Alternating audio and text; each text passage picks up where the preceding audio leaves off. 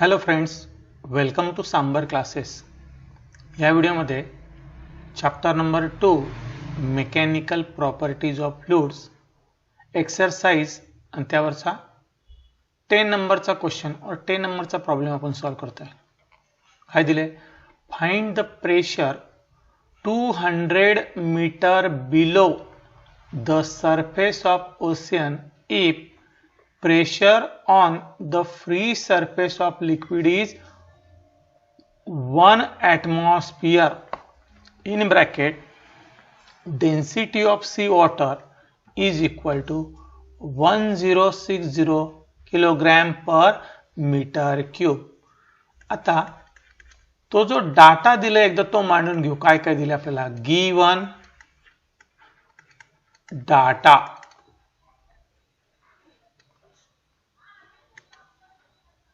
Number 1, find the pressure 200 metre below. आता किती खोलवर? बिलो म्हणजे आपण एच या अर्थाने घ्यायचं, डेप्थ या अर्थाने घ्यायचं नाही.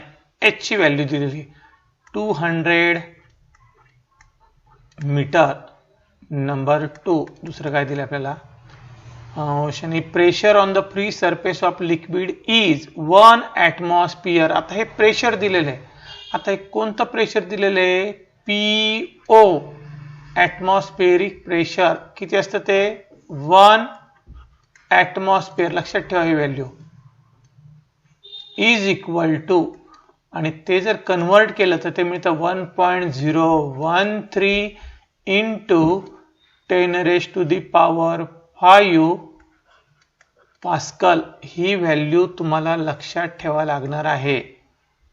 1 ॲटमॉस्फियर इज इक्वल टू किती असते ती? 1.013 इंटू 10⁵ पास्कल. पुढचा जो डाटा दिला आहे तो काय दिला आपल्याला? तर दिलंय डेन्सिटी ऑफ वॉटर. 3rd नंबरचा डाटा दिलाय. डेन्सिटी ऑफ वॉटर रो, पण कोणाची? ती वॉटरची. Is equal to 1060 kilogram per metre cube. इतका सगळा डाटा दिलेला आपल्याला आणि फाइंड आउट करायला लावलं आपल्याला प्रेशर. पण कोणतं प्रेशर येते? त्याला म्हटलं तर absolute pressure. To find P, absolute pressure. ठीक आहे, आता आपण त्याचं solution.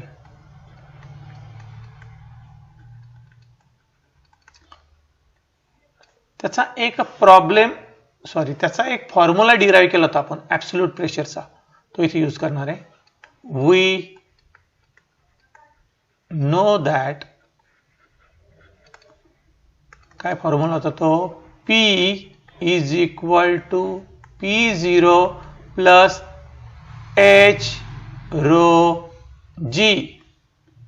Therefore P is equal to P0 किती आहे ती व्हॅल्यू? 1.013 इंटू 10⁵ हे एका ब्रॅकेटमध्ये पुट केलं, प्लस सेकंड ब्रॅकेटमध्ये H किती होती? हाईट 200 इंटू डेन्सिटी किती आहे? 1060 आणि जी हा कॉन्स्टंट आहे 9.8. Next step, P is equal to in bracket 1.013 into 10⁵ plus, आता हे मी मल्टिप्लिकेशन करून घेतो आणि ती व्हॅल्यू 200 इंटू 1060 इंटू 9.8 आणि ते जर 10⁻⁴ मध्ये केलं तर ते मल्टिप्लिकेशन, तो प्रोडक्ट येतोय 2.0776 into 10⁵. Therefore P is equal to, आता यांची ऍडिशन करू. दोघांच्या 10⁻⁴ कसे? सेम. 1.013 प्लस त्याच्यात किती मिळवले? 2.0776. ते आलं, सॉरी 2 पॉइंट नाही, तो ऍक्च्युली 20 पॉइंट आहे. सॉरी, हा जो वरचा लिहिला आहे, करेक्शन करू आपण. इथे करेक्शन करून घेऊ. इथे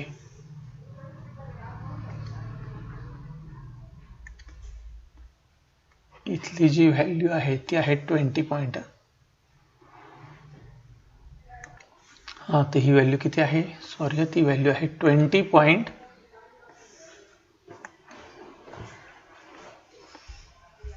20.776. यांची जर ॲडिशन केली तर ती ॲडिशन होते 21.789 into 10 raised to power 5. 10 raised to power 5.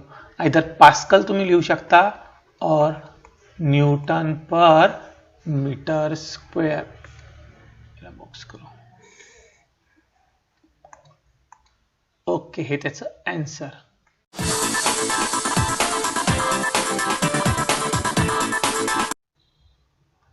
Hello, आता हा question number 11.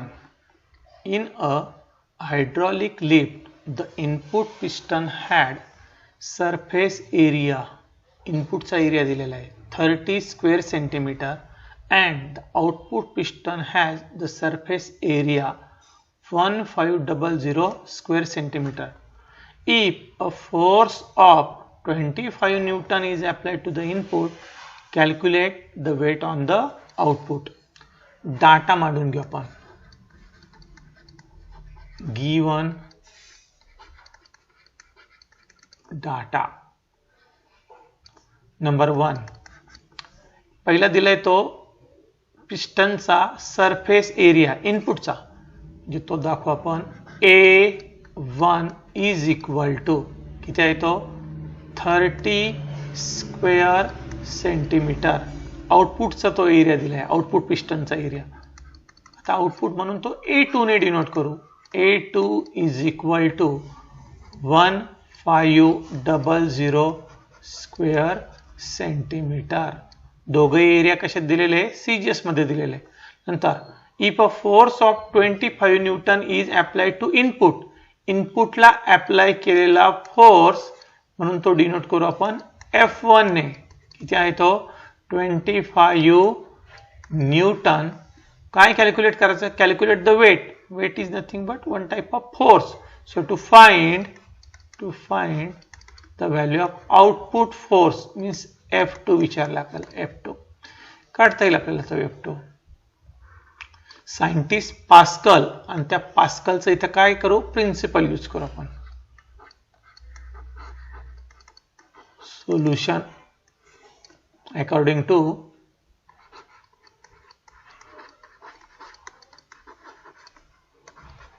Pascal's, scientist Pascal law म्हणा किंवा प्रिन्सिपल म्हणा.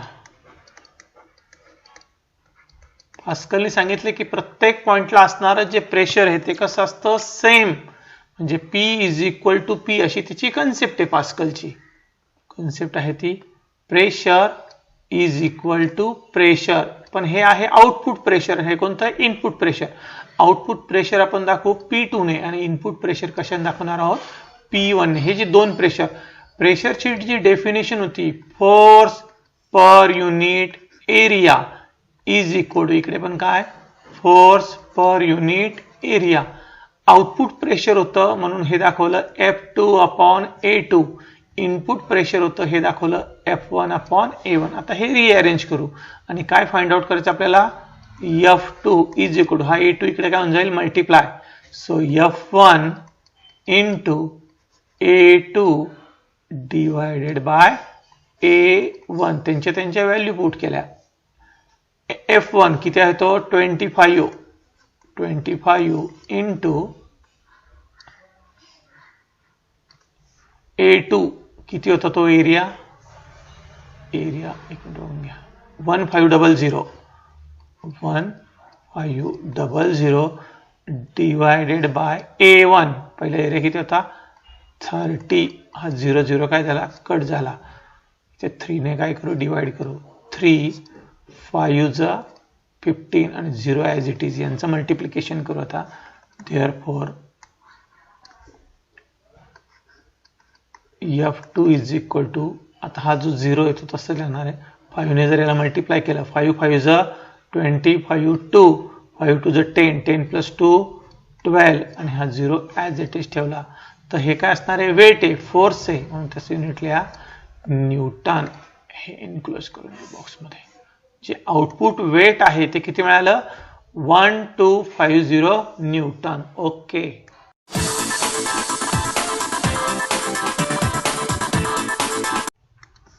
हॅलो, आता हे आहे सॉल्व एक्झाम्पल. Example number 2.4. काय दिले बघा. A beaker of radius 10 cm is filled with water.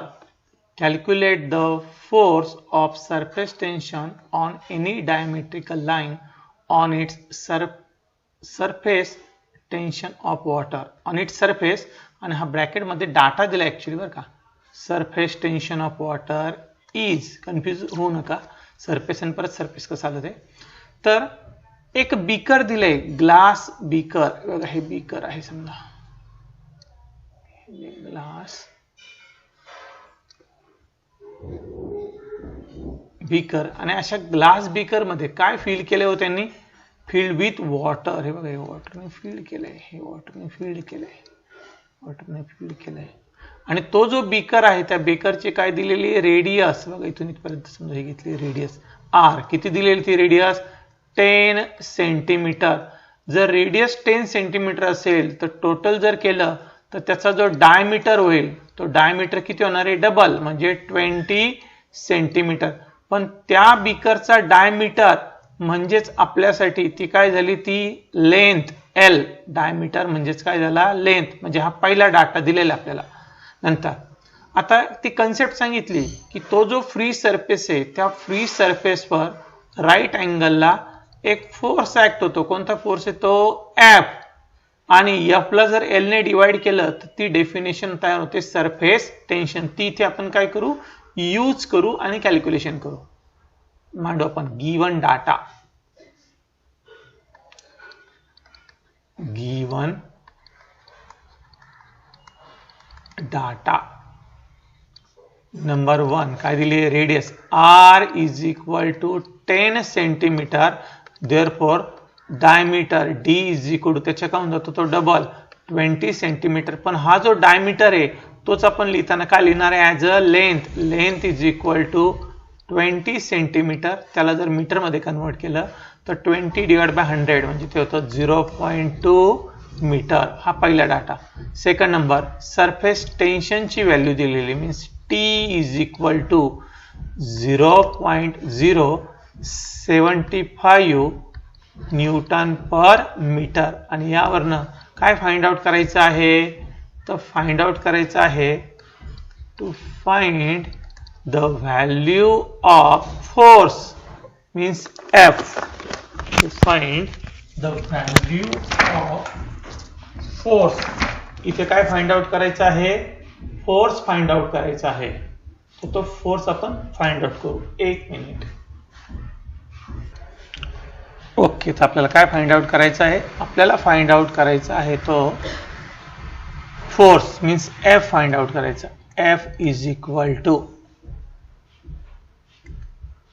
आता या केस मध्ये हे चुकून आलं होतं, ठीक आहे. तर एक फॉर्म्युला आपल्याला माहिती आहे डेफिनेशन नुसार. सोल्युशन काय फॉर्म्युला आहे, definition of surface tension. We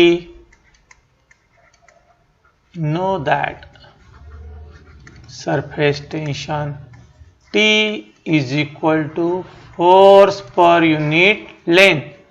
Therefore, हे जर rearrange केलं तर F is equal to T into L.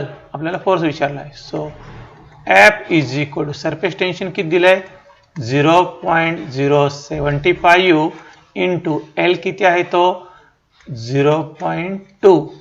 therefore F is equal to, आता हा डेसिमलची ऍडजस्टमेंट करू, 1 2 हे झालं 7.5 into 10⁻² into 0.2. therefore F is equal to 7.5. त्याच्या डबल केला तर 15 होतो आणि एक डेसिमल जर दिला तर होतो 1.5 into 10⁻⁻2 फोर्स असल्यामुळे त्याचं युनिट काय? न्यूटन.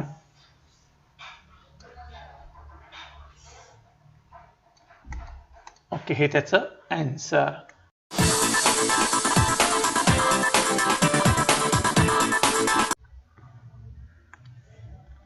एक्झाम्पल 2.5 सॉल्व एक्झाम्पल आहे. काय दिलंय? Calculate the work done in blowing a soap bubble to a radius of, त्या सोप बबलचे काय दिले? Radius 1 centimetre. The surface tension of soap solution is 2.5 into 10⁻² newton per metre. एक relation ऐकले आपण, relation between surface tension and surface energy. Work done म्हणजेच काय? Energy. काय रिलेशन होतं ते? होतं T is equal to DE upon DA. ते जर रिअरेंज केलं, so this DE is equal to T into DA. बरोबर. हा DE म्हणजेच काय? Work done. हे वर्क डन फाइंड आउट करण्यासाठी काय काय लागणार? एक लागणार T, सरफेस टेन्शन जे दिलंय, आणि DA. आता DA म्हणजे काय? Change in surface area. आता नेमका कोणाचा सरफेस एरिया घ्यायचा आहे? तर इथे दिलेला आहे सोप बबल. Soap bubble. आता हा जो सोप बबल, त्याचा जो शेप आहे तो कसा आहे? Spherical shape. So we have to use the formula for surface area of sphere. आणि स्पियरच्या सरफेस एरियाचा फॉर्म्युला आहे 4πr². आता तो जो सोप बबल, त्याला दोन साइड आहे. एक आहे इनर साइड आणि दुसरी कोणती आहे? Outer side. ज्या वेळेस अशा हॉलो बॉडी असतील की ज्यांना दोन साइड असेल, त्यावेळेस तो जो चेंज आहे तो एरिया घेताना किती घ्यायचा? डबल घ्यायचा. तर इथे ए च्या ऐवजी मी लिहितो change DA is equal to, याच्या डबल केला मी 2 इंटू 4πr². तो मिळाला 8πr². ऍक्च्युली हा जो DA आहे तो फाइंड आउट करताना त्याचा फॉर्म्युला आहे final surface area minus initial surface area. पण इनिशियली तो सोप बबल फॉर्म होण्यापूर्वी त्याची रेडियस किती होती? 0. आणि रेडियस जर 0 असेल तर तो सरफेस एरिया पण किती होऊन जाईल? 0. म्हणून आपण 0 काही मायनस करत नाही, डायरेक्ट हा चेंज म्हणून कन्सिडर केला. आता DA चा फॉर्म्युला आहे आणि आपल्याकडे T ची व्हॅल्यू आहे. डायरेक्ट सोल्युशनला सुरुवात करू. सोल्युशन. डाटा काही लिहित नाही या प्रॉब्लेम मध्ये, डायरेक्टली सोल्युशन. आणि सोल्युशन मध्ये रिअरेंज केलेलाचा फॉर्म्युला यूज करणार आहे. We know that. तो जो रिअरेंज केलेला फॉर्म्युला, काय तो formula? Potential energy, work done. Work done म्हणून आपण त्याला work done in bracket DE is equal to T into DA. आता व्हॅल्यू पुट करू. इज इक्वल टू T किती आहे ते? 2.5 इंटू 10⁻² इंटू DA. बघा त्याचा फॉर्म्युला वरती लिहिला आहे 8πr² is equal to 2.5 into 10⁻² into 8 into pi into R. Radius किती दिली आहे? 1 सेंटीमीटर. आता ती जर कन्वर्ट केली तर ती होते 1 इंटू 10⁻² ब्रॅकेटचा स्क्वेअर. हे सगळं जर तुम्ही मल्टिप्लिकेशन केलं, ते जे वर्क डन, ती जी एनर्जी, त्या एनर्जीचा आन्सर मिळत आहे 6.275 इंटू 10⁻⁻, ती येते -5. आणि एनर्जी असल्यामुळे ते एक्सप्रेस करू in terms of joule. Okay, हे त्याचं फायनल आन्सर.